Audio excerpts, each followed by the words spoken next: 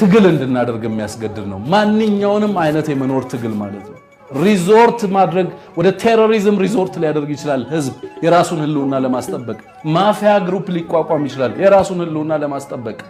የመኖር ህልውናውን ማለት ነው ከአባይ ማዶ ብታሻግረው ተመልሶ ያለህበት ይመጣልሃል ምክንያቱም there is nowhere to retreat እንጂ ማንም እንደፈለገ እየተነሳ በስላሴ አምሳል የተሰራን የሰው ልጅ ሊያጠፋው የሚችልበት ስልጣን የለም ደሃ ሆነን መኖር እንችላለን የመንግስት ስልጣን ሳይኖረን መኖር እንችላለን ኢኮኖሚካሊ ዲስኢንፍራንቻይዝድ ሆኖ መኖር ይቻላል እየሞቱ መኖር አይቻልም በብልጽግና ፌቲሽ የሚሉት ፈረንጆች በዛ ውስጥ የወደቀ መንግስት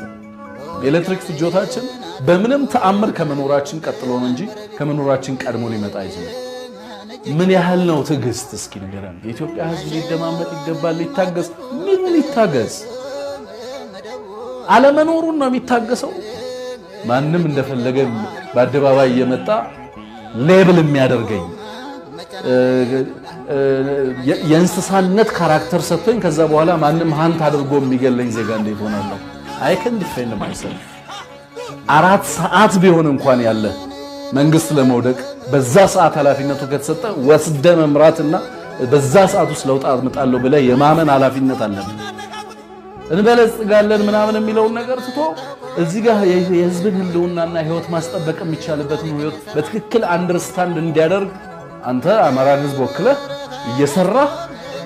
አይ ህዝባችን በዚህ ደረጃ ነው ይሄንን እርምጃ ወስደን በዚህ ልክ ማድረግ ማንችል ከሆነ እኔ ኃላፊነቴን እለቃለሁ ህዝቡም እንዲያውቀው አደርጋለሁ ነው ማለት ያለበት እንጂ ህዝብ ምኑንም ሳይል ጨርቄን ማቄን ሳይል ቤቱን ለቁ ወደ 250 ሺህ እና 300 ሺህ ህዝብ በሁለት ቀን ውስጥ ተፈናቅሎ ሀገሩንና ቀየውን ጥሎ ሲሸሽ ምንድነው ጋቨርንመንት ትላንትና አንዲትም ቀለም ሳይቀስሙ የኢትዮጵያን ህዝብ አስተባብረው ጠላትን ዲፌንድ ያደረጉ አባቶች እንዳሉት የረሳ ኃላፊነትን አልወስድም ተወጡት እሳቱን ያዛችሁትን እሳት እንትን በሉትና እኔ ጎዳር ሆኜ ምናምን እንደዚህ አይነት የአማራነት ስብና የለም በዚህ ሰዓት ያለንን ሪሶርስ ዕውቀት ታይም ኢነርጂ ሁሉ ነገር ወደ አንድ ደረጃ አንጥተን ይሄን ህዝብ የምናታደግበት ሀገሪቷንም የምንታደግበት ዘመን ላይ ነው የቆም ነው ብዬ ማስበው ህዝቡ በዛ ልክ ሁኔታውን አውቆ ራሱን ሊያዘጋጅ ይገባል